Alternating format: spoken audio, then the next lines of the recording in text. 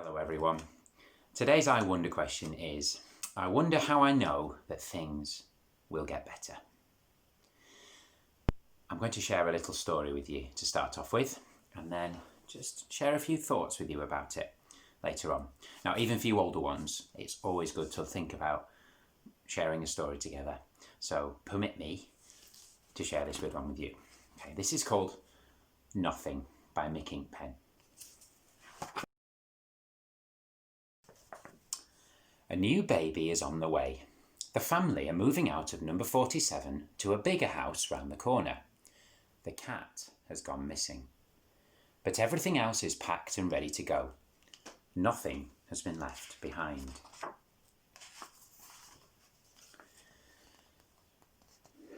The little thing in the attic at number 47 had forgotten all about daylight. It had been squashed in the dark for so long that it could remember very little of anything. Stuck beneath years of junk, it could not recall how it felt to stand up or to stretch out its arms.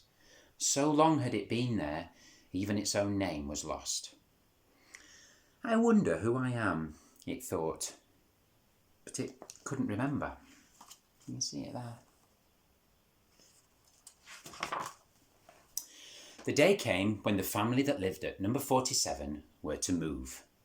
All day long the little thing listened to thuds and thumps and the sound of tramping feet in the house below, until at last the attic door was flung open, and large hands began to stuff cardboard boxes full of junk. The little thing felt the weight on top of it gradually lighten, and suddenly the glare of a torch beam stung its eyes. "What have we got here?" said a voice. "Oh, it's nothing," said another. "Let the new people get rid of it." The torch was switched off. The boxes were carried down, and moments later, somewhere down below, the front door slammed shut. Number 47 was empty. So that's my name, thought the little thing. Nothing. For the very first time in a long time, Nothing sat up. He looked around him at the cobwebs and shafts of dusty moonlight. Then in the quiet he heard the patter of feet, and a mouse came running towards him. "You people always try to get rid of you," it said, without introducing itself. It looked at him. "Seen you under the rug. What are you?" "Nothing," replied Nothing. "Well, nothing or not, you can't stay here, not with you people coming," said the mouse. It hurried off. Nothing struggled to his feet. On unsteady legs he followed the dusty paw prints. The mouse stopped by a moonlit gap under the eaves. "Through there," it said. "Good luck." With a wriggle of its tail it disappeared under the floorboards. I used to have a tail, thought Nothing suddenly. He felt sure of it. How do you think it would feel if you'd been squashed in the dark for years and years, and then you squeezed through a tiny hole to find yourself under the big, starry sky? Well, there are no words for that kind of feeling, so I won't try and tell you how Nothing felt, except to say that he sat on the roof staring up at the moon and stars for a very long time. He was still staring upwards as he made his way along the gutter, which is why he fell straight down the drain pipe. Nothing rolled into the garden and sat up. "What on earth are you?" said a silky voice. The fox, for that what it was, left the dustbin and trotted towards him. "I'm Nothing," said Nothing. The fox sniffed at him.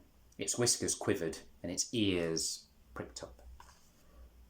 I used to have ears and whiskers, thought Nothing suddenly. He was sure of it.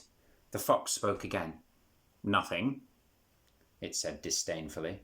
"Nothing worth eating, that's for sure." It trotted away silently. Nothing wandered into the garden and came across a lily pond. There a frog sat gently croaking.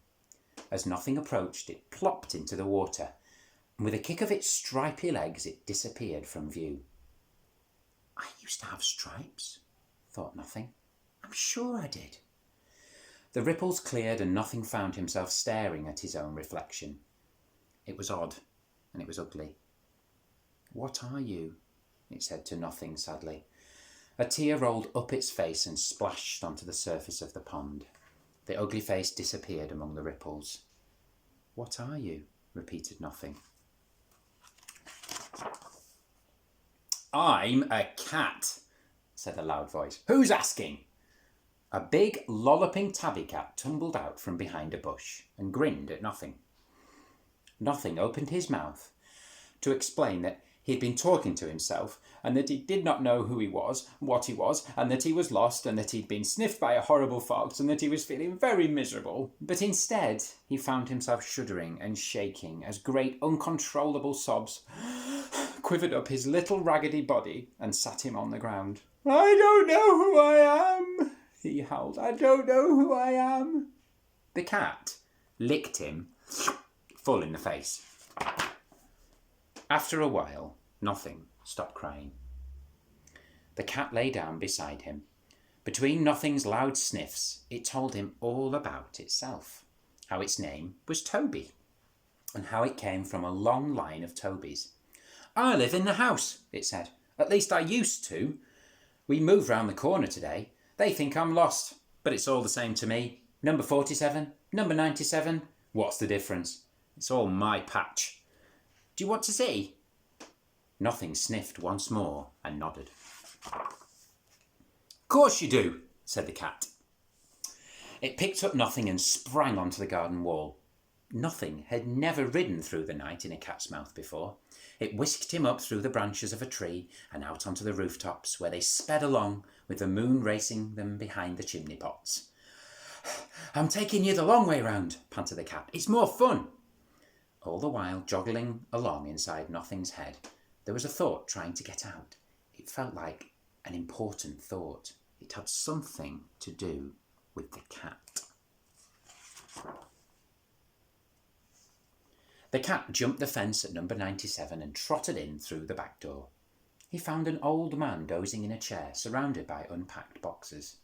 "That's Grandpa," whispered the cat to Nothing, and dropped him on the old man's lap. "So there you are," said Grandpa, waking up. "What have you brought me this time?" He put on his glasses and looked at Nothing. "Good heavens! Look, everyone!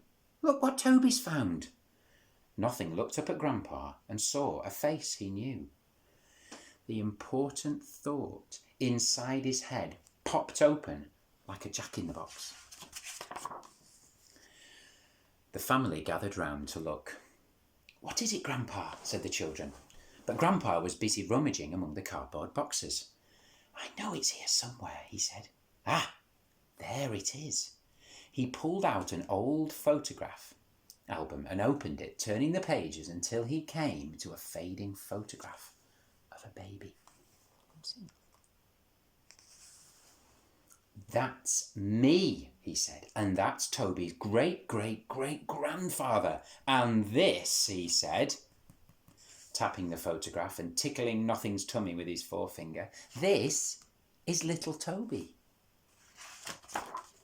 At last Nothing remembered who he was. Though he had no ears, nor whiskers, no tail and no stripes, he was for certain a little cloth cat whose name was not Nothing, but Little Toby. And this, with the help of a good wash, some scraps of material, a needle and some thread, is how he became Little Toby once more. You see, gets a wash, and eventually he ends up back to being himself again.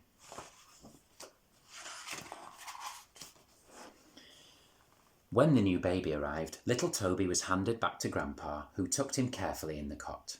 And straight away, the new baby began to chew on his ear, which, if it had been your ear, would have probably hurt a little. But since it belonged to a little cloth cat, it didn't hurt in the slightest.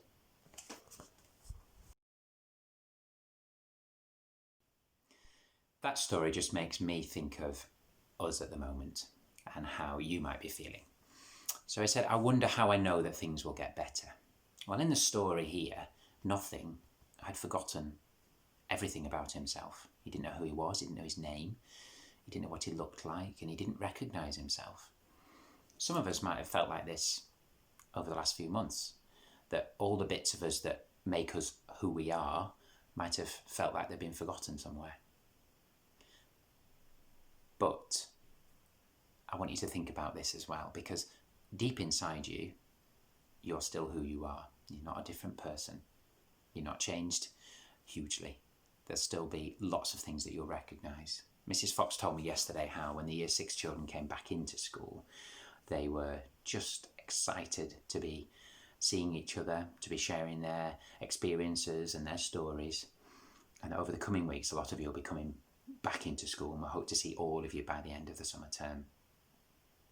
But if you're sitting at home thinking, oh, I've forgotten this, I've forgotten that, I don't think you will have at all. And we won't have forgotten who you are either. Okay? So just have a little moment to think about how you'll know that things will get better. What little bits about you and the people around you have you remembered? Okay. If you want to pray with me, to put your hands together quietly and we'll say our school prayer. Hold my hand, God, lead the way. Help me be good every day. Let me know what is wrong and right. Keep me safe in your guiding light. Let me know what you have planned. Lead the way, God. Hold my hand. Amen.